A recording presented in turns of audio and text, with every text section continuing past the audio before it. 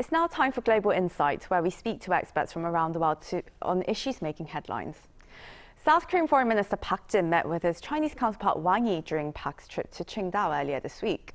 The talks between the two foreign ministers stretched on for 5 hours, 2 hours longer than expected, quite understandably, as they had a lot of sensitive issues to discuss. First being South Korea's recent decision to participate in a US-led semiconductor cooperation, the question of deploying more US missile defense systems to South Korea, as well as North Korea and other regional security issues. A day after the meeting took place, both sides had different versions of how the talks went. Chinese media reported that Seoul had agreed on retaining the previous government's position to reject additional US anti-missile systems, or THAAD, but this was frowned upon by South Korea's foreign ministry. To unpack what was being discussed and how this meeting really set the tone for the future of Seoul-Beijing relations, we turn to Woo Jung-yup, research fellow at the Sejong Institute. We also connect with Jin Kai, non-resident scholar at the Seger Center for Asian Studies at George Washington University. Very warm welcome to you both. Thank you so much for joining us today. Well, my first question to you, Dr. Woo. Now, before and after the talks, there seem to have been some areas of disagreement, and of course I'm talking about THAAD. And while all states, of course, they seek survival and security beyond anything else. And in line with this, our Foreign Minister, Park Jin, he emphasized that South Korea will act in its self-interest. And his Chinese counterpart urged him to retain independence and self-reliance. So with those differences there, first of all, what does the Yoon administration really prioritize as its key areas of self-interest? So South Korean government under Yoon administration has reaffirmed that there was no agreement between South Korea and China with regard to the THAAD deployment. So now it has to be cleared by the officials from the Moon administration whether there was agreement or not. So far, the Moon administration has reiterated that there was no agreement between South Korea and China with regard to so-called 3 no's. So Yoon administration, by Park Jin's statement yesterday, that there was no agreement between South Korea and China on that regard. So I believe that South Korea is going to continue to keep that position because it's South Korea's sovereign decision to defend South Korea's territorial integrity from North Korea's possible provocations and possible use of the nuclear weapons. And how does that reflect, Dr. Woo, in South Korea's relations with the US and China under the Yoon government?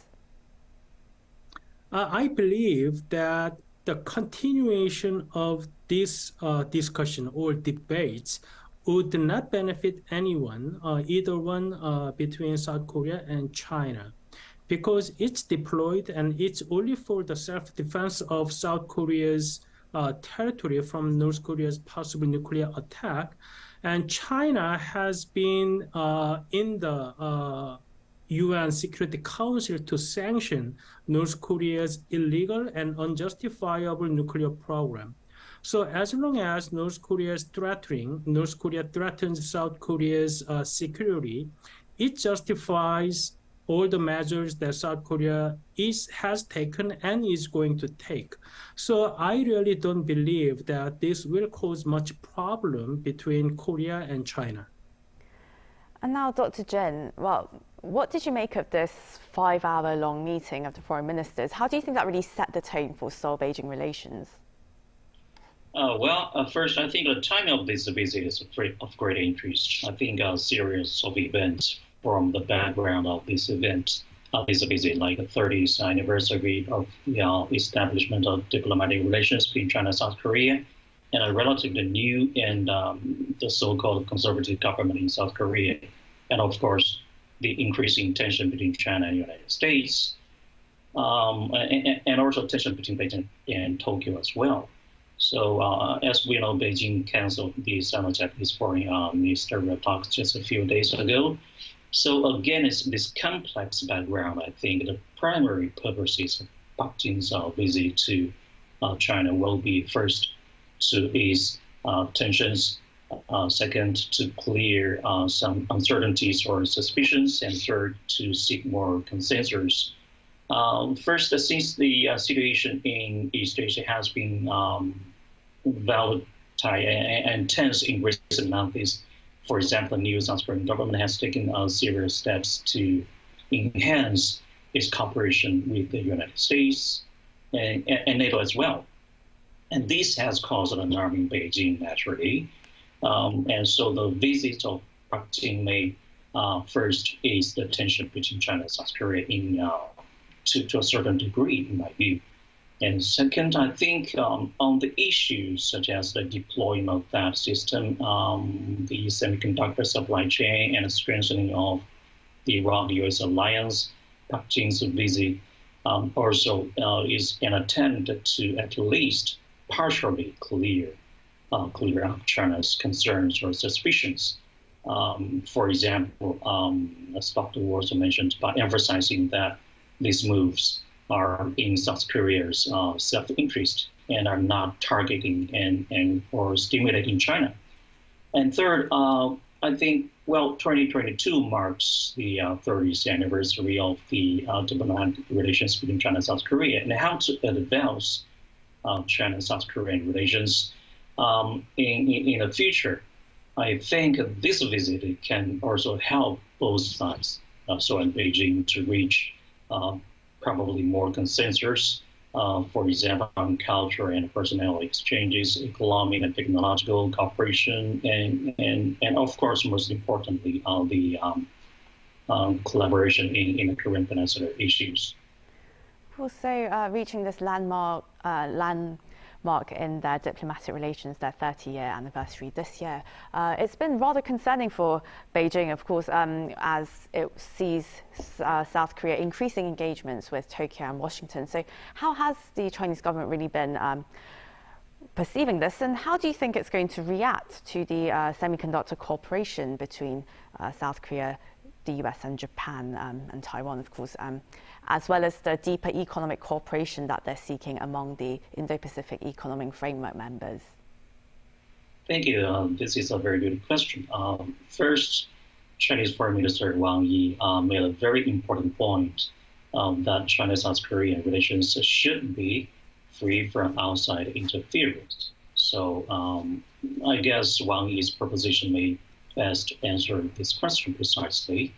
But in my personal view, I think China certainly does not interfere in the internal affairs of other countries, including South Korea. The problem is that, for example, if the relations or trilateral relations between South Korea, Japan, and the United States are utilized as alliance tools against China for maybe geopolitical or ideological purposes, it will naturally cause an on the Chinese side.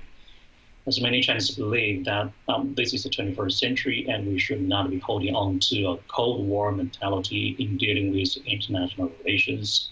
As to South Korea's membership in the Chip-4 Alliance and IPEF, I believe the South Korean government needs to use what I call sophisticated diplomatic skills to deal with these issues.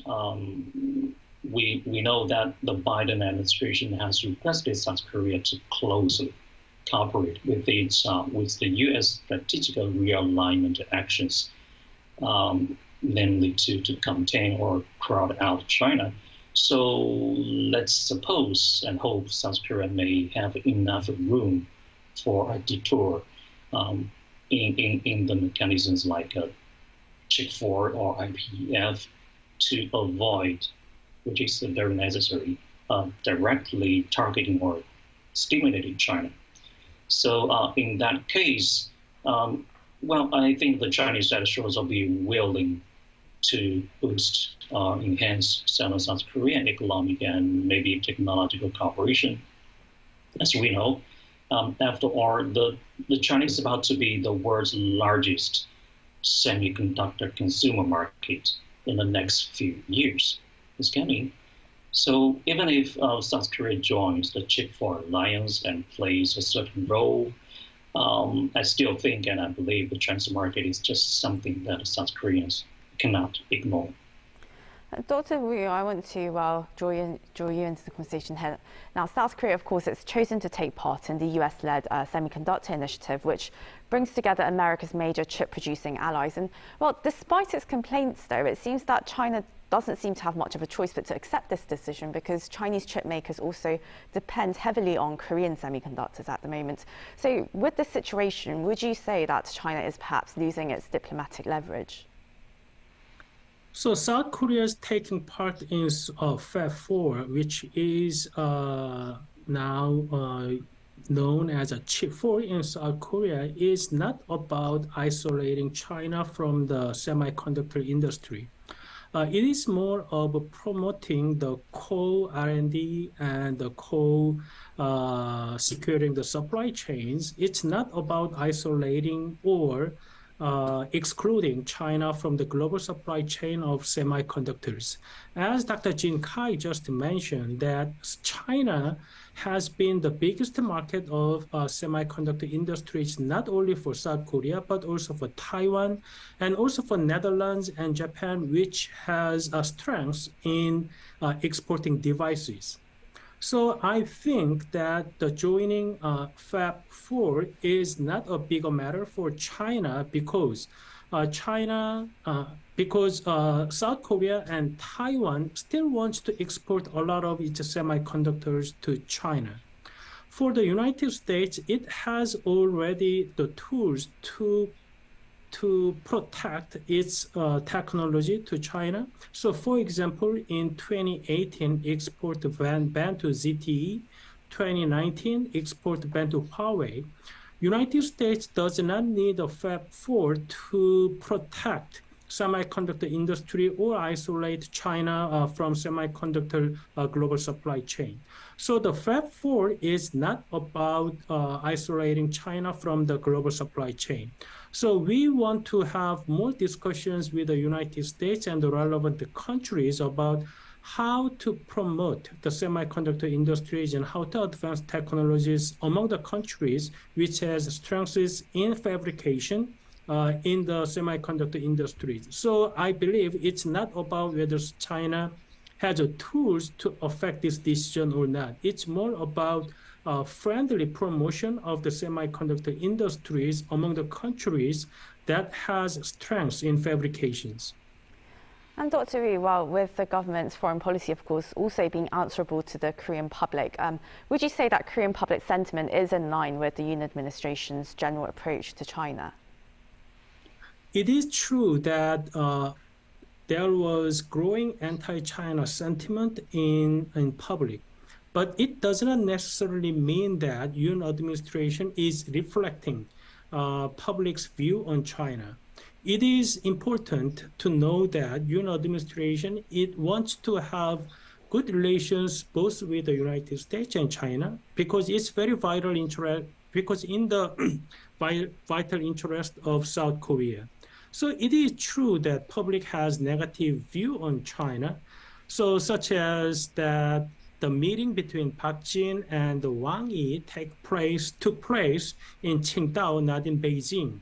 Chinese government has the official reason of COVID quarantine, but Indonesian president just visited Beijing to have a meeting with President Xi Jinping. So you can see the differences here. And also, like Ambassador Chung Jae-ho has to put in quarantine for 10 days before he came to Beijing. So all of these episodes gave negative perception on Korean public. So I think it's important to know for both South Korean government and Chinese government, there are a lot of areas that two governments need to put much efforts to improve the understanding of each other and to improve the views among the publics toward each other. Well, another question for you, Dr. Wu, now. In regards to the very sensitive THAAD topic at the moment, well, part of the reason that South Korea decided to adopt the US anti-missile defense system in 2016 was because when North Korea was acting up, it was launching its nuclear nuclear tests, flurry of missile provocations, as well as a satellite launch, China didn't pick up the phone when then President Park Geun-hye called for help. So in regards to that and what the situation is now with tensions rising on the Korean Peninsula as well, how do you think, in what ways do you think Seoul and Washington will want Beijing to cooperate on handling the North? And do you think that placing additional THAAD systems is looking likely at the moment? So the concerns raised in both Washington and Seoul is that with a series of missile tests by North Korea this year, there was no consensus made at the UN Security Council because China and Russia has not supported the position by the Washington and Seoul. So in 2016 and 17, China has been very supportive of UN Security Council decision to put sanctions on DPRK on its nuclear programs. But with the different attitudes now at the UN Security Council, it will be very difficult for international community to have a cohesive voice on North Korea's nuclear programs. So that's one thing. And with regard to the THAAD, it is South Korea's sovereign decision to protect South Korea's territorial integrity from North Korea's possible use of its nuclear and missile technology. However, UN administration is not currently planning to have another THAAD deployment onto Korean Peninsula in South Korea's territory. Whether it's USFK deployment or whether it's South Korea's purchase of another THAAD battery onto Korean Peninsula, it's not currently being discussed. So I believe that it is true South Korea needs to enhance its missile defense system against North Korea's missile capability, but it's not the THAAD system specifically at this juncture in Korean government. I'm afraid due to time, this is unfortunately where we have to end the conversation. But thank you very much to Woo Jung-yup Research Fellow at the Sejong Institute and Dr. Jung Kai, non-resident scholar at the Seoul Center for Asian Studies at George Washington University. Thank you so much for your insights this morning. Thank you. Thank you. Yeah.